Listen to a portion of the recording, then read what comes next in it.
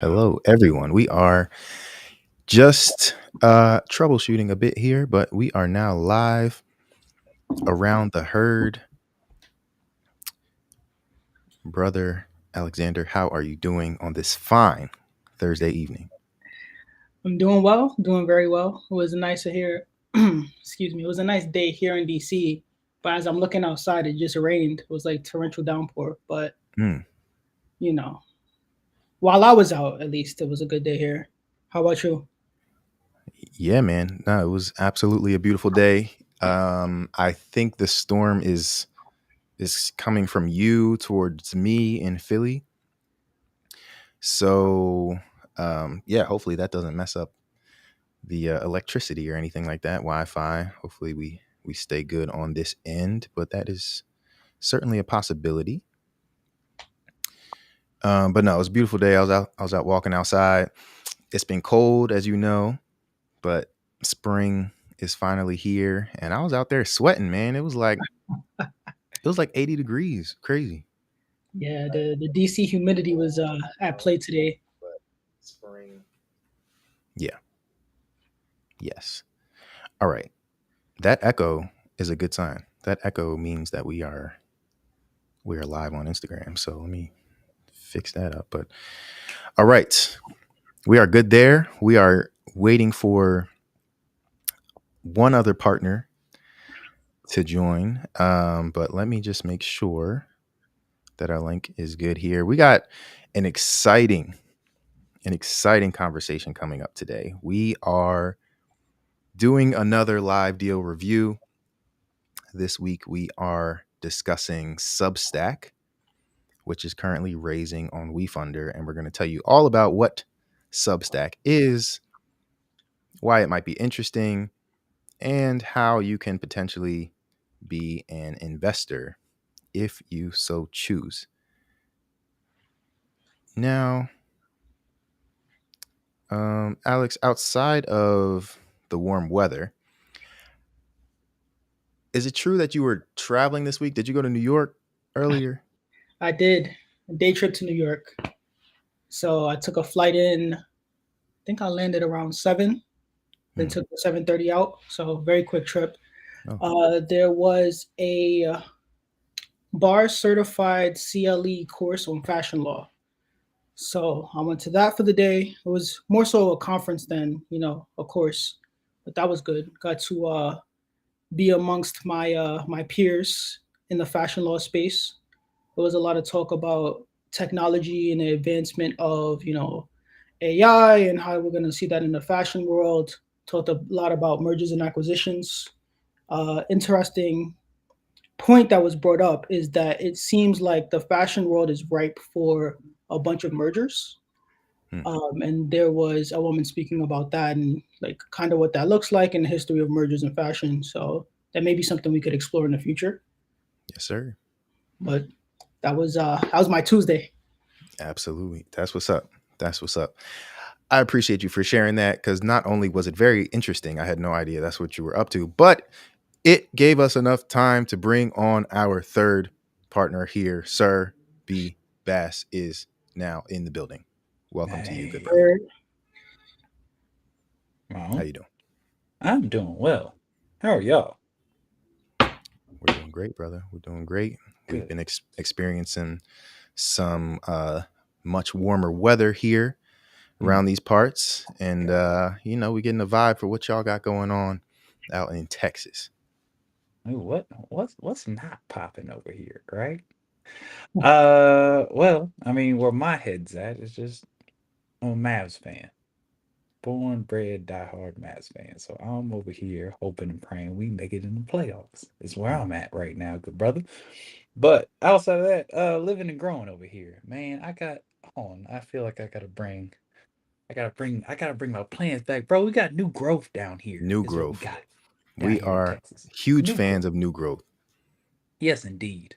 New You know what I growth. mean? Gotta love New it. growth. Gotta love it. That is New growth with an mercy, F. everybody. Merci. So Yes, sir. Yes, sir. yeah. Love it. Love it. Always Yes, appreciate a great house plant cameo. yes, You know what I indeed. mean? Y'all haven't seen mine in a while. Y'all haven't seen mine in a while, and I'm just gonna let you know. My snake over there is about as tall as I am. In case y'all don't know, Gary is tall, yo. Like People don't know. that gets overlooked sometimes. That's, I showed up in Philly. I was like, damn, I forgot you was up there. that is very much one of the first things that people say about Gary when they meet him in person. Wow, you're tall. Yeah. Wow, you're tall. B is very tall as well. Hey, you So gotta B, I'm play sure above the you rim hear over it here. yourself. You know what I mean? But it's funny to me because like being tall, you always hear it, right? It's always the first thing people say. Mm-hmm. It's the most memorable thing about you in a lot of cases. But you get tired of it, right? You hear it every day. Yeah. You know, you like there's so much more to me than my Yeah. height. You know what I mean? So if we could move on to the next subject, that would be great. Um, but then it's funny when you meet somebody taller than you, Yeah. and then it's like, oh, I get it now. Cause I'm looking up. When I'm looking, I'm like, Dad, going. Yeah. How tall are you? And I'm like, I'm doing the same thing they do to me. So I get it. Oh I yeah. get it now. Mhm. But good brothers, we have another exciting evening ahead of us today. Mhm. We are back around the herd Love it. with Bison Venture Partners, and we got amazing things going on. We are always here to share information and opportunities. Mhm. Today will be no different. So I do want to welcome everyone who is tuning in, wherever you are tuning in.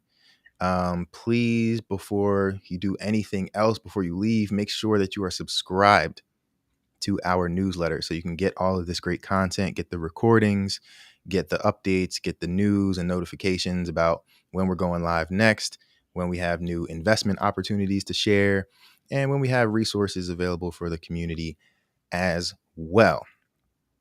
Mm. Now, today, we're going to get into something really exciting.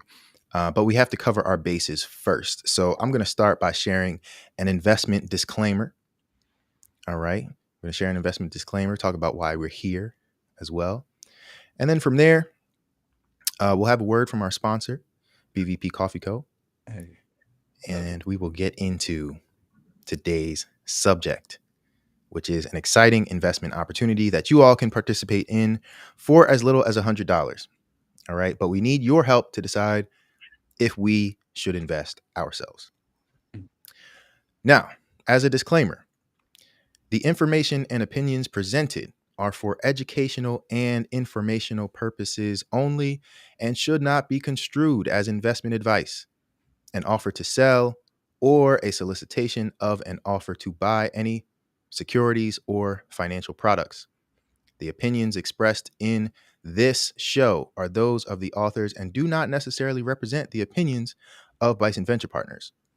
Investing in securities, including private companies and crowdfunding opportunities, involves significant risks, including the potential loss of the entire investment amount. Investments should only be made by investors who are financially able and willing to bear the risks. The information provided is not intended to be a comprehensive analysis of any investment opportunity, and investors should conduct their own due diligence before making any investment decisions. Past performance is not indicative of future results, and there can be no assurance that any investment will achieve its objectives or that any projections, estimates, or forward looking statements will be realized. The value of investments can go down as well as up, and investors may not get back the full amount invested. We are not registered investment advisors, broker dealers, or a crowdfunding portal. It is the responsibility of you, the investor, to consider all of the risks and make a decision for yourself.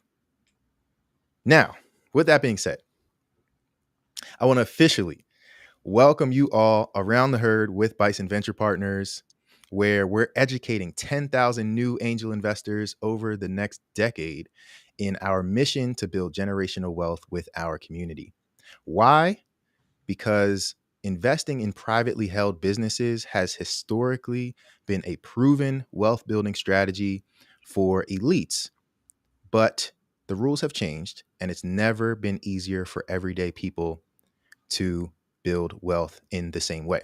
Now, if we're going to close the racial and gender wealth gaps that exist, we must leverage innovative new ways and opportunities to do so.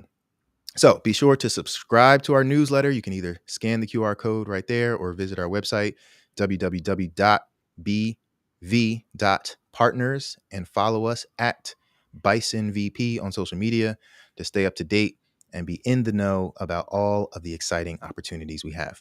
Today, we are discussing an equity crowdfunding investment opportunity in a company called Substack, which is currently fundraising on wefunder.com. Before we get into that, we do need to have a word from our sponsor, though, because we got bills to pay. Hey, go ahead and tell them about it, Gary. We're going to tell you a little bit about a company called BVP Coffee Co. BVP Coffee Co. provides single origin coffee and unique blends from around the world. We bring communities together through stories of global travel, entrepreneurship, and collaboration. Our latest product, 1867, is an ode to the rich and illustrious legacies of two of the world's leading educational institutions, Howard University and Morehouse College, both established in the year 1867. Each bag celebrates the collaboration of servant leaders devoted to uplifting their communities through entrepreneurship. In our mission to invest in the next generation, we donate $1 from each bag sold to support business students attending historically Black colleges and universities. Visit www.bvp.coffee and help us raise $1 million in scholarships for HBCU entrepreneurs. Be sure to use the code BVPHEARD for free shipping on your order. All right. Sir Bass, Yes. I think it's time to get into this investment opportunity. Let's do so. Alex, do you concur, sir? Yes, sir. Okay. So, in case y'all don't know what Substack is, I'm here to tell it to you. So, Substack is an online platform that allows writers and creators to publish and monetize their content through paid email newsletters. It was founded in 2017 by Chris Best. I hope I pronounce this correctly.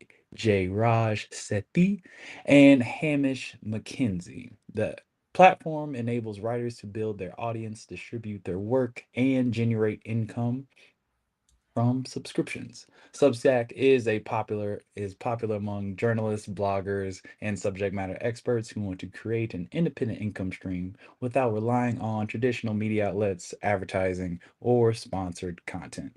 The platform handles various aspects of content creation, such as hosting, delivery, and payment processing that allows writers to focus on high quality content for their subscribers. Substack's model allows creators to offer both paid and free content, making it accessible to a broader audience. Free content helps attract newer subscribers, while premium content is reserved for the paying subscriber.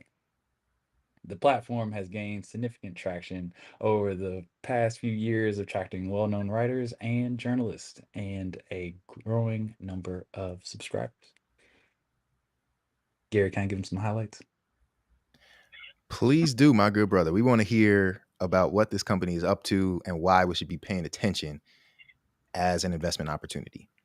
Got you. Let me go ahead and get you into this, right? So Substack, let me pronunciate correctly, is on a mission to create a new economic engine for the culture by offering subscription networks that supports various forms of content creation, including writing, podcasting, and community building.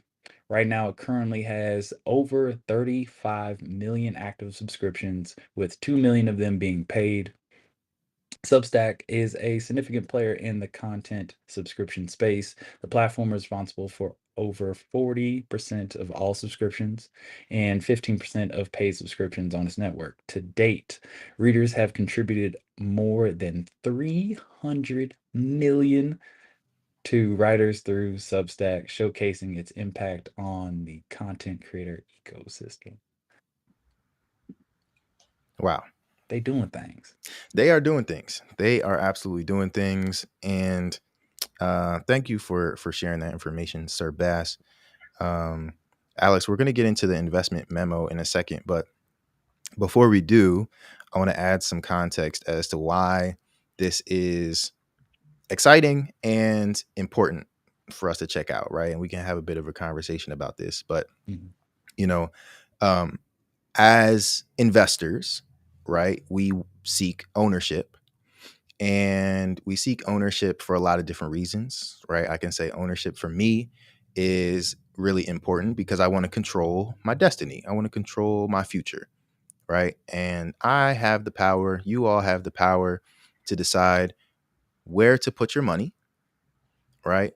And potentially, have an effect on how that money's going to affect the world, right? So, of course, you can buy products and things like that. You can invest in businesses, you can invest in stocks. And our focus is not investing in the stock market necessarily. Shout out to EYL and shout out to Wall Street Trapper. You know what I mean? Master Investor, all those fellas, the whole team over there, they're doing a great thing.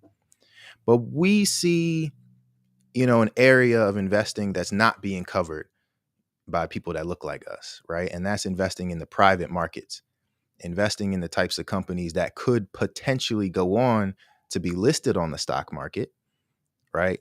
And these are the types of companies where the people who made the most money, who built the most wealth off of investing in companies, they're getting in on the ground floor. They're getting in before these companies are listed on the stock market, before they IPO, right? And allow just anyone to buy stock, right? So we want to play in that market. We want to be earlier on. So that's where we're operating right now. And we have an opportunity to invest in small businesses, startup companies that are building technology platforms that come out of our communities, businesses that we use every day, right? And my whole thing is, hey, if there's a platform that you use every day or a product that you enjoy, right? Don't just buy it, right? Invest in it. If you believe in it, invest in it. If you use it all the time, become an owner in it. Equity crowdfunding allows us to do that. So Substack just so happens to be the platform that we use to write our newsletters and communicate with everybody. Whenever we post a new Around the Herd interview, episode, conversation, we're posting it on there, right? Whenever we have news to share, whenever we need to update our investors, we post it on our Substack, right? You can visit our Substack by scanning that QR code or visiting www.bv.partners. Check it out. But the point is, it is a platform that is incredibly important for us to use to operate our business, right? And just over a week ago, it just so happened that that platform, that company decided to raise funds from the community. They decided to allow the people that use the platform, not just wealthy individuals, wealthy venture capitalists and angel investors, to invest in this product, to own a piece, right? To own equity. We talk about pay me in equity. This is an opportunity to do so. So that's why it's really cool. That's why it's really exciting. I'm like nerding out about it because it's a powerful platform. It's something that I believe in. Again, it's something I use every single day, whether it's for BVP, whether it's for other newsletters, right? For our nonprofit that we operate, our newsletter is built on there as well. So this is, again, an opportunity to have ownership, to have a seat at the table, and not complain about not having a chair. So with that being said, I'm curious to hear you fellas and why you think this is important. But again, for me, it's about having ownership in the things that we use every day. With that, Gary, I got a question for you because Go for it. I would say that Substack, I didn't know about Substack until obviously you brought it for us and said, hey, this is the platform we're using.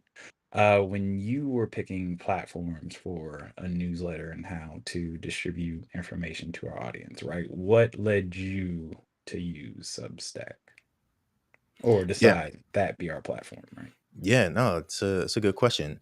Um, as a startup founder, right, with minimal resources, Mm, you should be thinking about how to maximize the resources that you do have on hand. So, Substack is one of those platforms that is free to use. mm, If you want to make your own newsletter, you can do so. Like today, you can start your own newsletter, start a blog, start a podcast, video podcast. You can literally do it all through that platform, right? So, really powerful platform, free to use.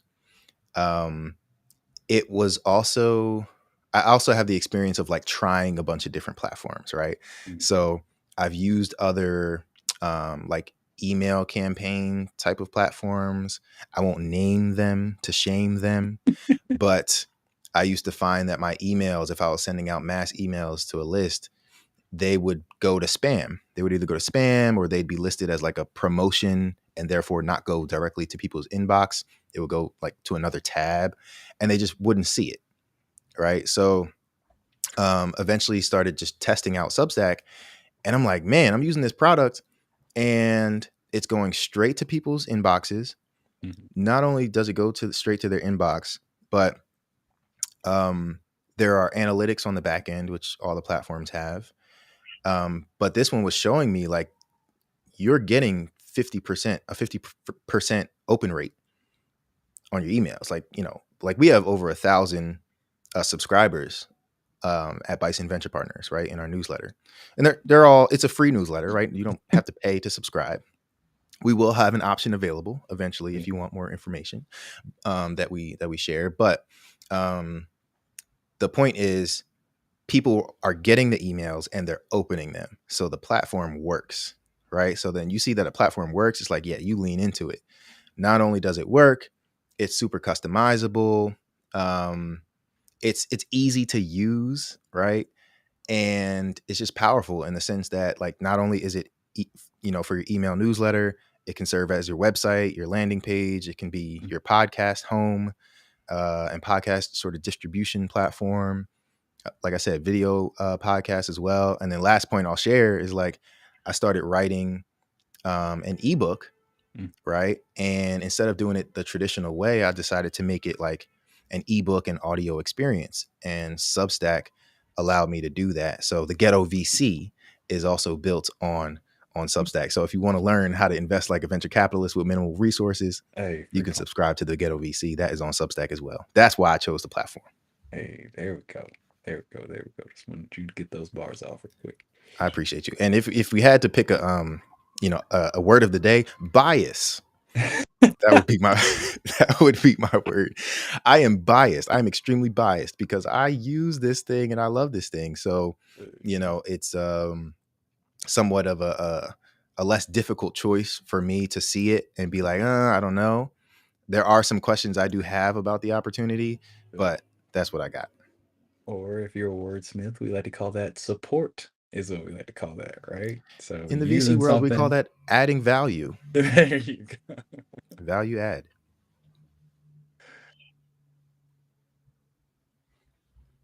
All right. So next on the docket.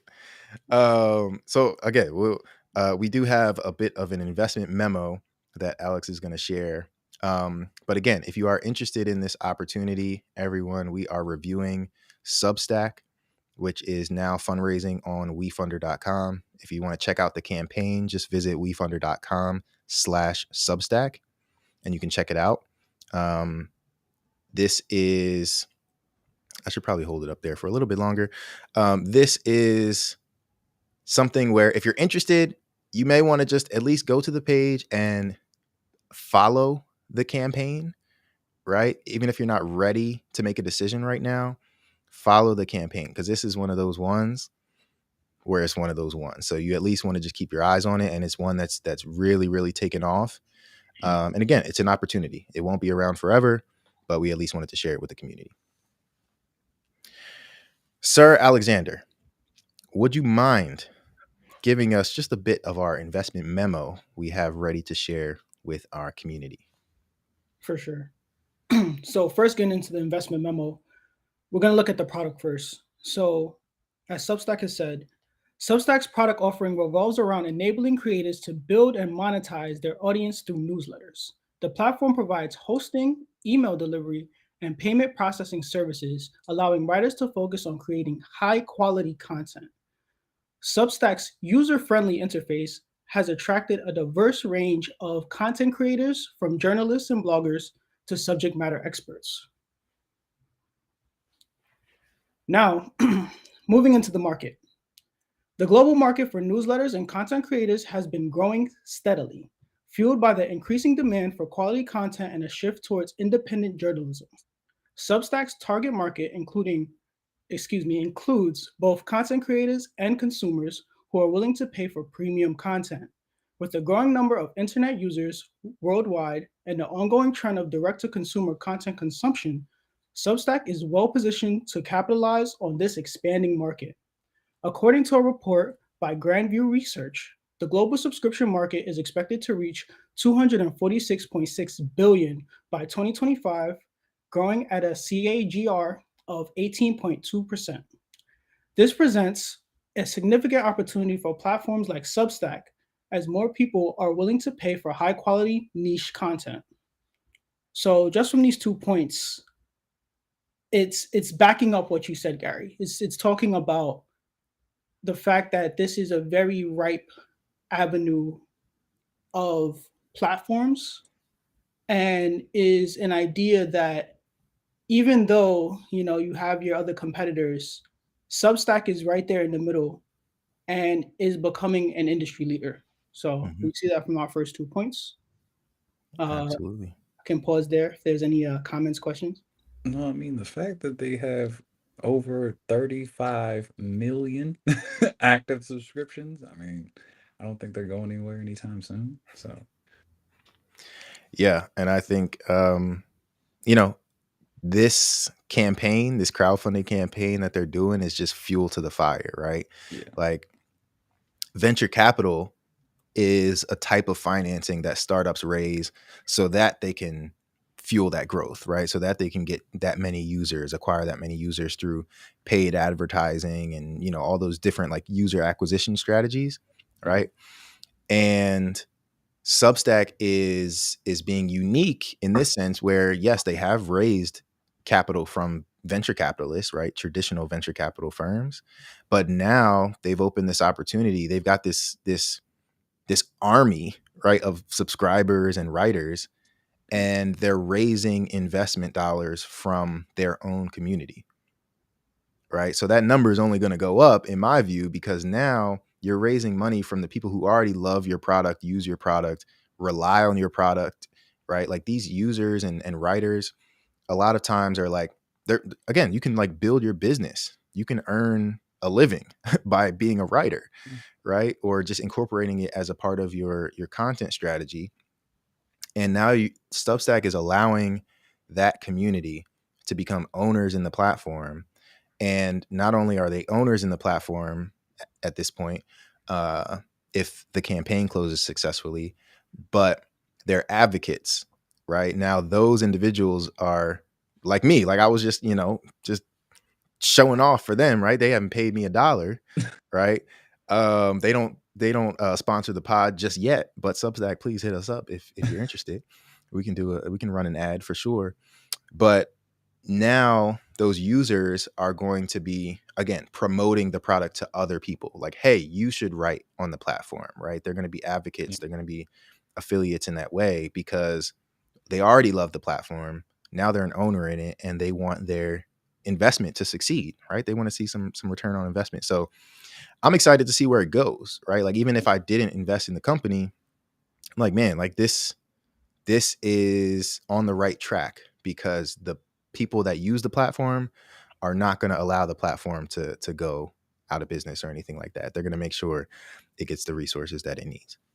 Yep. And with that being said, like proof positive on that is that the company was founded in 2017, right? So it survived through the pandemic like we all see. So it's pandemic proof, right? And typically with startups or smaller businesses, that kind of do or die point within that business is between that 3 to 5 years. So knowing that they've at this 5-year mark and they still have that traction, and if you go to the campaign page, they're dang near selling out of investment space to begin with. So you can see that at the point where most companies might be going down, they're, if not exponentially growing. So Mhm. Absolutely. Absolutely. Alex, do we have any more on their business model and traction to date you can Yes, share sir. for us? So next, just to get into a little bit of their, their background, the business model. Since its founding in 2017, Substack has garnered significant traction, attracting high-profile writers and journalists while amassing a large and growing user base. The platform's quick adoption and success in raising funds on WeFunder are indicative of its popularity and potential for continued growth. Substack operates on a revenue sharing model, taking 10% fee from creator earnings. In return, they provide a comprehensive platform for content creators to monetize their work through subscriptions. Substack's network now drives 40% of all subscriptions and 15% of paid subscriptions on the platform. Cumulatively, readers have paid writers over 300 million through Substack. The platform has been successful in attracting high-profile writers and journalists such as Glenn Greenwald and Anne Helen Peterson. It has also expanded to podcasts, with popular shows like the All In Podcast and the Prof G Show. Substack's growth has been impressive. In 2020, the company reportedly had a 10x year-over-year increase in paid subscribers and a 60x year-over-year increase in revenue. The platform now boasts over 500,000 paid subscribers, and their top 10 writers are estimated to earn over 20 million collectively.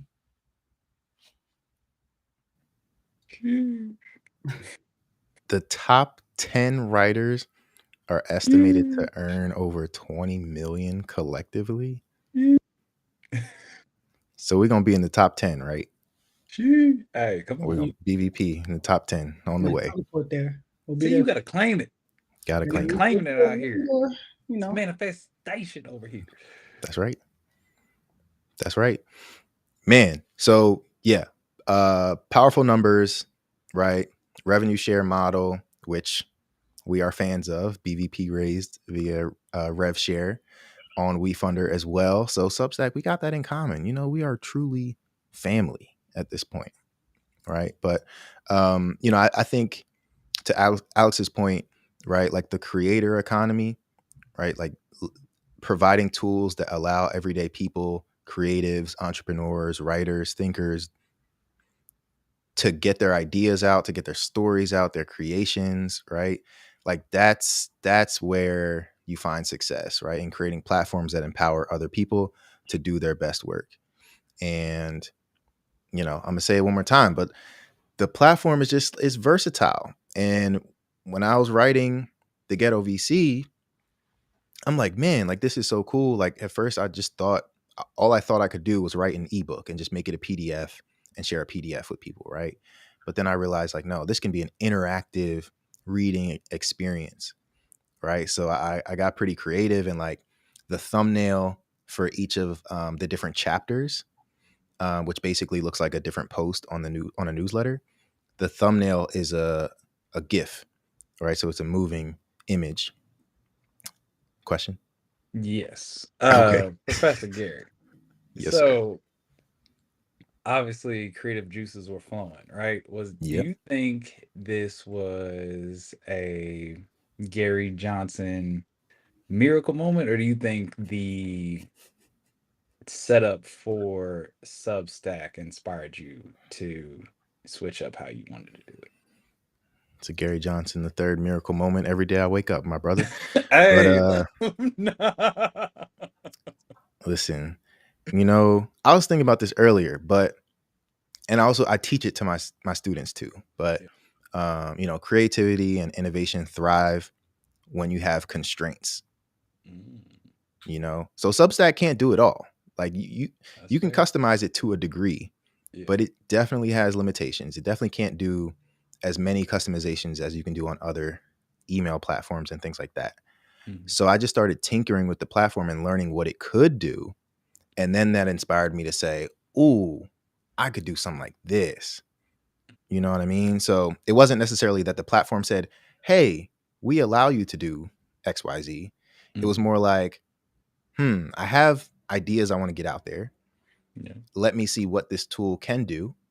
And, I just sort of started testing things out. Like I knew I could upload an image as a thumbnail, Yeah. but I didn't see it advertised that I could add a moving image as my thumbnail. I just got creative in Canva. I was like, let me download this John as a GIF, you know what I mean? Make it move and put a spinning vinyl in the background behind me, you know what I mean? While I'm sitting on the couch, talking about the ghetto VC. Yeah. And it worked. It worked. And I put it out there, and it's just a unique thing, a unique aspect about, this piece that I put out there. So it was, a God-given idea, I will say. Hey. But the platform definitely, with its constraints, sort of pulled that out of me. Nice. I like it. Yeah. So, all right. What else we got? We got team. We got financials and valuation to talk about as well. We are not done talking. We need to get into the numbers. We need to know, my brothers, the people need to know if this is an investment opportunity they should pay attention to. Not just is it a great platform. It's a great platform, sure. But is it a great investment opportunity? That's what we need to learn. So would either of you mind to take the last few sections of our investment memo? We got team, financials and valuation, and then risks. Sir Alex, would you like to do the honors? All right. Guys want me to wrap it up? Hey. So shut it down. For Substack's team, and again, excuse me if I mispronounce your names. So Substack's founding team comprises Chris Bess, Jiraj Sethi, and Amish McKenzie. With a strong background in technology and journalism, the team has the necessary expertise to drive Substack's growth and development. And now, as we spoke about, the financials and valuation. The current fundraising round values Substack at a pre-money valuation of $585 million. With the company's impressive growth and market opportunity, investors may see potential for a strong ROI. However, it's essential to consider the risks associated with investing in a high-growth early-stage company. To assess the potential for ROI, investors should examine the company's financial performance, market share, and competitive landscape. For instance, comparing Substack's valuation and financials to other content subscription platforms like Patreon, valued at $4 billion, in its latest funding round, may provide insight into Substack's potential growth trajectory and returns. And to wrap it up, finally, the risks. As with any investment, there are inherent risks involved. Substack faces competition from other content platforms and traditional media outlets. Additionally, changes in regulations or user behavior could impact the company's growth trajectory. However, Substack's strong traction and user growth indicate that it is well equipped to navigate these challenges. Right on, right on. All right.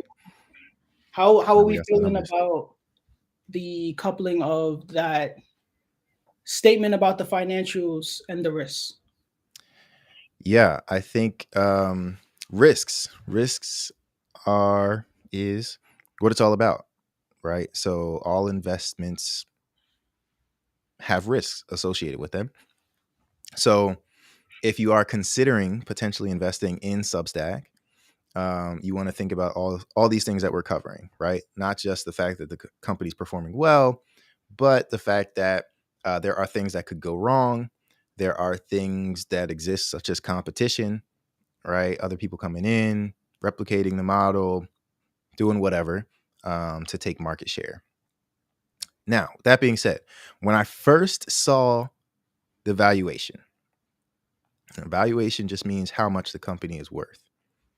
But on WeFunder's campaign page for the Substack campaign, it is listed as, what is it, $585 million pre-money valuation? Yes. Is that right? So I want to give a quick, a few different definitions just so everyone understands what these numbers mean. All right. So the pre-money valuation, which for Substack is $585 million, it is the estimated value of a company before it receives external funding from investors. All right. So it represents the company's worth based on its historical performance, its growth potential, and other factors as well. And pre-money valuation helps determine the price per share for new investors, as well as how much equity the founders and existing shareholders will retain after the investment. So that's your pre-money valuation. So Substack has a pre-money valuation of $585 million. They are telling us the company is worth that much today before it raises any external money, any additional funding. That's how much it's worth. Now, on the other end of the valuation spectrum is the post-money valuation. All right. So post-money valuation is the estimated value of a company after it receives external funding from investors. And it's calculated by adding the amount of investment raised to the pre-money valuation. Post-money valuation helps investors understand their ownership percentage in the company, as it represents the total value of the company, including the new investment. For example, if a company had a pre-money valuation of $5 million and raises $1 million in investment capital, its post-money valuation would be $6 million. All right. So one more definition to add in there. And actually, I'm going to give you two more definitions just so we're all on the same page. So ROI, we talk about ROI, what you should expect as an investor. This is an investment opportunity. This is not a donation. This is not a GoFundMe. This is not a Kickstarter. If you decide to invest in this campaign, you would own equity in Substack. All right. So as an investor, you want to gauge what your potential return on investment could be. What is a return on investment, or ROI? ROI is a financial metric used to evaluate the performance of an investment. It measures the profit or loss generated by an investment relative to the amount of money initially invested. ROI is typically expressed as a percentage and is calculated by dividing the net profit or loss by the initial investment amount. For example, if you invested $10,000 in a company and later sold your shares for $15,000, your ROI would be 50%. So you take the $15,000, subtract $10,000 from that, and then divide $10,000. All right. So that's how you determine your ROI. Now, you won't really know what your ROI will be today, right? So right now, and this is a really important fact about this campaign, Substack is just testing the waters. They decided to, I don't know what conversations they were having before launching the campaign, but they made the smart decision to say, you know what, we've raised all this money from VCs and rich people who already got money, and they invest in us because they want to get richer, right, and make their investors richer. But why not share the wealth? Why not empower our community? Why not empower the same people that use our platform every single day to earn a living, to get their stories out there, to get their creativity into the world? Why not allow them in on the fun, right? Again, you could lose all your money, but you can be an equity owner in this company. So Substack decided to launch a campaign. It is not an official campaign yet, right? When you launch a campaign, you're just testing the waters. You're trying to see, do people really care about what I have to say, what I have to offer? Do they care about what I'm building? Do they care about me and, my team and all that kind of good stuff? But Substack put it out there.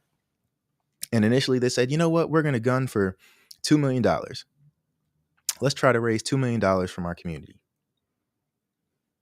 Let me tell y'all what happened. They launched this campaign last week, And within 24 hours, within 48 hours, they were over $3 million. They raised millions in a matter of days. I'm sure they were surprised. Like before they launched it, I'm sure they were just like, oh yeah, we'll put it out there. We'll see how long it takes to get us to 2 million.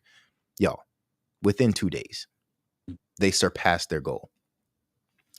Last thing I need to add here, they're just testing the water. So they're just gauging interest from the community. They're just getting almost like commitments. There are commitments, and they're non-binding commitments from the community to say, hey, I know you're not officially raising just yet, but when you are, here's how much I'm in for. Right. And the community came out and was like, we're in for all of it. We want all of it. So today, right now, the campaign, if you go to wefunder.com/Substack, you'll see the campaign is over $7 million. So in just over a week, they've raised over $7 million from everyday people. Anyone can invest for as little as $100 and potentially own equity in Substack. So super cool, right?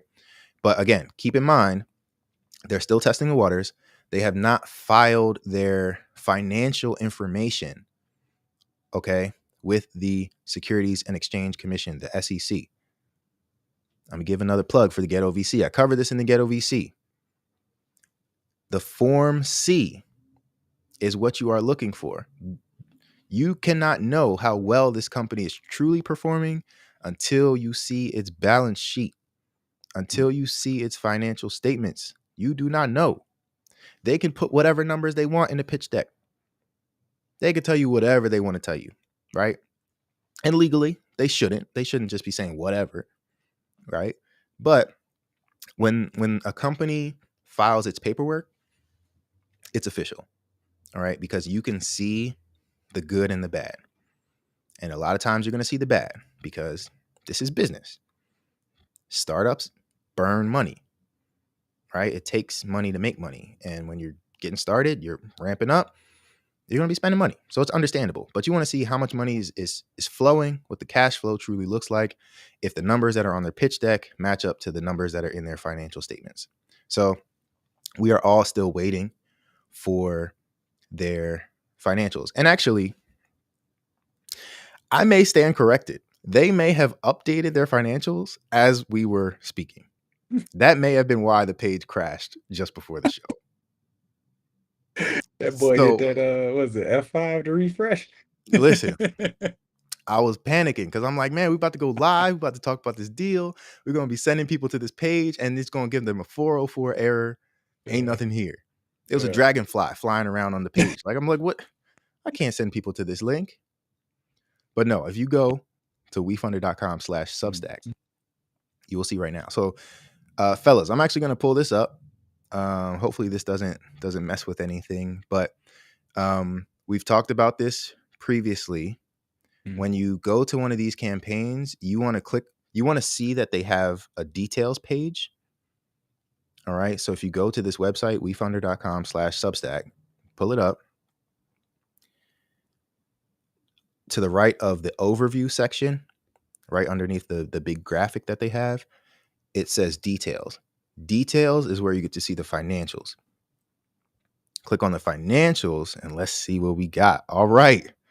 Now we are talking. This page wasn't here last week. It wasn't here to my knowledge. It wasn't here even earlier today. So, all right. So when you actually start doing your due diligence, this is what due diligence means. This means looking at the numbers, doing your research, and not just the numbers, but other claims as well.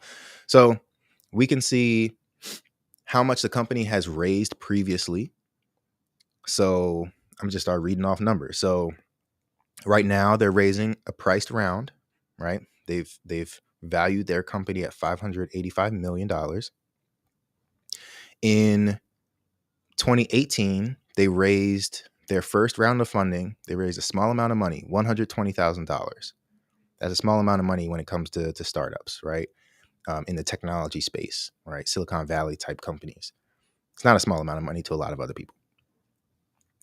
So they raised that via a SAFE. A SAFE agreement is basically an IOU.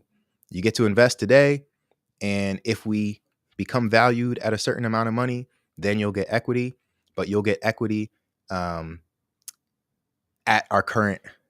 a certain valuation, right? So basically you have like early bird perks for investing early. So whoever invested in that $120,000 safe note and then the subsequent $2.1 million safe note a few months later, I'm sure the valuation cap that they set was not $585 million. So I'm sure they own equity today. Since then, they raised about $20 million in 2019. 2021, they raised $65 million. Mm-hmm. And they're currently raising another price round. So they have sold equity, right? We can also see on here, and fellas, feel free to jump in at any point, but we can see that Andreessen Horowitz, so A16Z, which is a top tier investment firm based out of Silicon Valley, they own, or at least they have voting rights of nearly, well, let's say 26%, 26.4% voting power they have. So they've got a significant equity stake. They have a seat at the table that allows them to vote and potentially decide, right, like where the company goes. So, question for you. Yep. For a newer investor looking at all this, right? So, what are essentially like the pros that they're looking at? What are the cons that they're looking at? Like, because a lot of this can be just a lot of words, a lot of numbers, a lot of big money. And I think if you're newer, you can get really giddy. It's like, oh, it's a lot of money here. I'm just going to do it, right? Mm-hmm. How do we simplify it for them so where they look at it like because sometimes being too eager can get you messed up, right? Mm-hmm. So how do they take a look at all these details and have this like even keel, like, okay, this is a great decision to look at? Yep. That's a great question. So again, all investments involve risks. You should never invest more than you are willing to lose. You can invest in this company today, be excited about it, and then your investment becomes worthless in the future. That could happen. That's a con, right? The pro would be, okay, I'm a first-time investor. Mhm. I just want to get started in my journey. I'm not exposed to this space. You know what I mean? Maybe you don't even understand everything, but you see information that is giving you a good signal. A lot of times it's just about signals, right? Like I just talked about one of the VC firms, A16Z, that invested in this company. That's a powerful signal because they're a top tier investor. Companies that they back, tend to do pretty well. So you want to look at different signals, and if they signal to you as an individual that this could potentially be a good investment, you maybe should consider it, right? But again, for me personally, my investment strategy is I want equity in all of the things that matter to me, that I use every day, right? And that I can use to empower other people. So Hove has a line, Jay-Z has a line in his song where he says, "You are not in control of my thesis." All right. It's a song. Oh, never mind. I won't say the song because it's not his song. But anyway, you are not in control of my thesis. A thesis, an investment thesis, is basically your framework for deciding what to invest in. So you have to develop that for yourself. I'm not going to tell you what to invest in. I'm not an investment advisor, right? But you have to decide, like, okay, what do I care about? Where do I want to go in the future? And to be honest, like, part of it is like just getting started. Because when you get started, it's going to shift your mindset.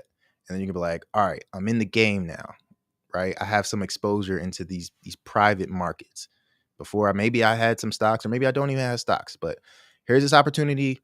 $100 is may not be a big risk for you to lose at the current moment, right? Like $100, you may be like, I was, I got some savings, or I got a few dollars in the bank and I could spend it on clothes or food or whatever. But that $100, like, I'm gonna get it back.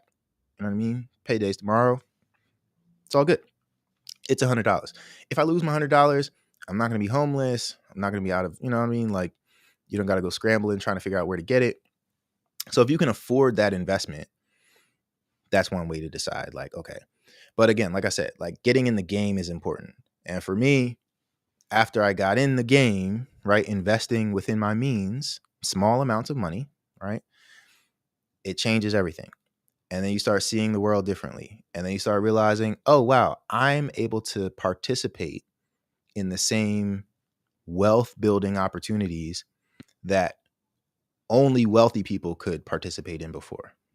So being an equity owner in a startup company, like, it was impossible for you to do 5 years ago, 6 years ago. Now you can get started. So whether it's this deal or not, like, don't invest in just everything, put all your money in everything. You got to pay your bills, you got to live, you got to survive, you got to invest in other things, stocks, real estate, whatever it might be. But I think adding these types of investments to your private portfolio is important. So it's something I recommend you consider and start doing in one way or another. This just happens to be one opportunity, and it happens to be one that has strong performance, strong signals that it's going in the right direction. And, it's an opportunity that's here today, may not be here tomorrow. Got you. And I think one of the biggest things that you said was that once you do it, it shifts your mindset. And I think that's the biggest thing between, I would say, the wealthy and the non-wealthy, right? Is that they think differently, right? Once you invest in something, you treat it differently, right? And I think one of the biggest things I've learned within my investing journey is invest in, to your point, the things that you believe in and use every day. Like if it's something, if we take it more public, like I think everybody has an iPhone. If you invested in Apple, like you walk into Apple stores differently. When you own a piece of Apple, like, hey, you start looking like, how are they treating you? How's the place look? Is it ran Mm-hmm. down? Is it clean? Is the Mm-hmm. service on point or is it not? And if it isn't, you own a piece of that company. So now that's what it means to be invested in something, right? You start looking at things differently. So that's Yeah. going to help you with any other investments that you're going to go into. You treat it differently. That's a great point. That's a great point, man. And listen, I got a story about that too. Listen, people who know me know I do not have an iPhone. I'm not an Apple guy. I don't have Apple products. I do have Beats earphones. I love my Beats earphones. They're essentially AirPods or whatever, but love my Beats earphones. I do not buy Apple products. I do not care about the new iPhone coming out. I don't care about the Apple Watch. You know what I mean? I don't go into the Apple store. Mm. What I do have is Apple stock. I guarantee you I have Apple stock because it's a company that I know other people love, and they shame me every time I tell them I have an Android, and they shame me every time the green bubble pops up, you know what I mean, in the text and in the group chat, and I get shamed for it. But the stock is performing well, so I own Apple stock. Now, when you think about the private markets, it's a little bit different than owning stock, because in the private markets, this can be a startup founder, this can be a small business owner. You can form a real relationship with these people, right? The real people behind the company that's growing and trying to get to a certain point. You can add value, to your point, going into their store, right? Through equity crowdfunding, you can go into a cafe that's fundraising from the community. You can be an owner in a cafe. If BVP Coffee Co. fundraises, you know what I mean, to open our own spot, the community can own a piece of the cafe, right?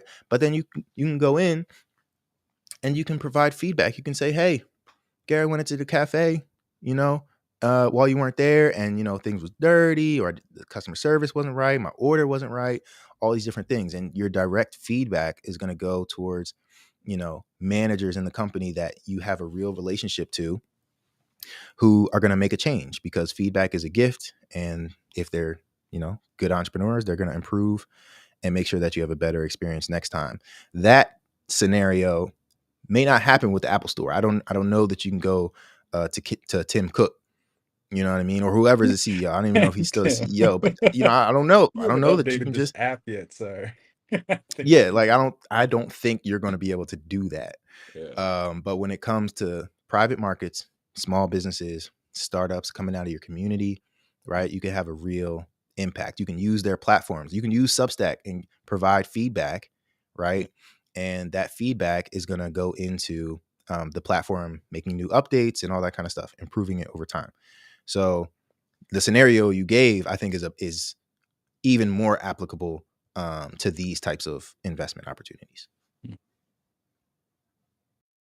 And for what it's worth, I don't know why this thought came in my head, but for my sports people, I feel like the companies like Substack that we're talking about, and also on any like crowdfunding, it feels like to me like you're looking at that. It's like looking at LeBron when he's at like St. Mary's, right? It's that kid in high school who's been balling, and you're just trying to figure out like, hey, is he actually go to the next level, or is he stay where he's at, or does he not pan out at all because he doesn't have whatever support around him, or Yep. he doesn't want to work or anything like that. I think it's that real ground level of where you're seeing these like, hey, are these guys about to blow? Are they in the All-American game, or are they just still working to get a scholarship? So at least that's how I kind of like to look at it. I think That helps me. that's a great analogy. That's exactly how you should look at it.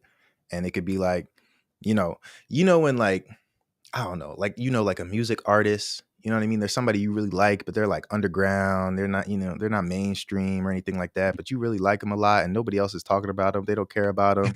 Then one day comes and they blow up and they're everywhere and everybody's talking about them. And you're like, man, like I was on that before y'all were on that. And you know what I mean? The vibe was different like back in the day and all this kind of stuff. Yeah. It's the same thing. But Mhm. again, this has ownership attached to it. Like, what if you were to have been an investor in LeBron before he was LeBron, right? Like, his value as an enterprise has gone up, right? Like, LeBron is a business. Like, he's a human being, but LeBron James is a brand and he's a business. And if you were an investor in LeBron where he was just grinding before, things took off, you invested in LeBron in high school, and then he goes on to become, is he a billionaire now? Close to it, if not Close already. to it. He's on his way, right? Again, the stock only goes up. It can go down, but the stock has proven to go up over time. Yeah. Right. And it could have gone down. He could have been, could have fizzled out and it didn't turn into much, but he didn't. And there were people who believed in him in the early days, and they always told other people, like, I told you so. Right. So this is really the same thing. And my last point here is just like, talk about it in the Ghetto VC. Spread your bets out. Nas taught me that one. Spread your bets out. Don't put all your eggs in one basket. Yeah.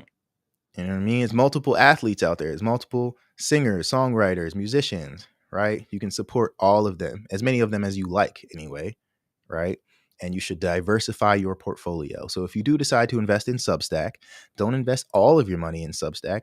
Find some other technology platform companies to invest in. Find some local small businesses to invest in, operating in different markets and all that kind of good stuff, right? Because if you truly want to think like a venture capitalist, truly want to think like an angel investor, like the wealthy do, they know that betting on just one thing and relying on that one thing to be the thing that transforms your life and brings you generational wealth, that's not a successful strategy. You have to form your own thesis and build a portfolio of investments. And Substack could fit into your investment portfolio if you decide.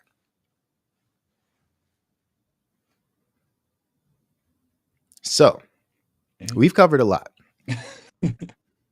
We've covered a lot tonight. I'm excited because the financials for Substack are live now. And like I said, last week, they were not live. So all this money that was flowing in, all these commitments that were flowing in was just off the strength. It was like, bruh, y'all just love the platform. Like, that's the beauty of it. That's how you know it's a powerful company, because people are saying, I love this brand. I want it to succeed. I don't care how well it's performing, right? Like that is a big, big signal to consider. So personally, I'm considering it, strongly considering investing in Substack. And again, this is not investment advice. It's not a recommendation. Do your own due diligence, do your own research. I'm going to dive into the numbers tonight because now they're live. I recommend that you do the same if you're interested. And if you do decide to invest, please let us know. Send us a note, respond to our newsletter, www.bv.partners. Let us know, because we've heard other companies we've talked about. Our community has been like I've gotten calls. Like when we covered Cribby Coffee, Yeah. somebody called me, was like, oh man, you guys are talking about investing. Like, that's interesting. That Cribby Coffee thing, like, I think I'm gonna put $500 in it. I'm gonna do the minimum investment. There we go. Man, great. You know what I mean? Like, if that's what you want to do, great. Great. If you decide to pass, great. Great. But if we could have at least provided some educational content that helped you start to think and develop your mindset, to review deals on your own and decide for yourself if you want to get into this market, the private markets, then that's a win for us. We just want to build wealth building mindsets in our community. Love it. So with that, my brothers, we are at time. We're going to wrap today. We may need to do a part 2 of Substack, but we're going to write up a full investment memo. We're going to share that with our community on our newsletter. So make sure you subscribe. You can just scan the QR code there or visit www.bv.partners and you will be up to date with everything. As a reminder, we are graduate students at the illustrious Howard University. We have formed Bison Venture Partners to support our community and to build a more equitable future for all of us. This is free content that we put out. So we just ask that you support by subscribing. You know, consider buying a bag of coffee from our sponsors, the good folks at BVP Coffee Co. 1867 is a miraculous blend from Cameroon, if I do say so myself. But we'll be back next week with another Around the Herd. And we just appreciate you all for tuning in. So thank you again, our brothers. I appreciate each of you. Thank you for adding your contributions to tonight's show. And again, if you are interested in the opportunity, it is just wefunder.com/Substack. Thank you all for tuning in. Hope you have a great evening, and we will see you all next week around the herd. Yes, indeed. Peace.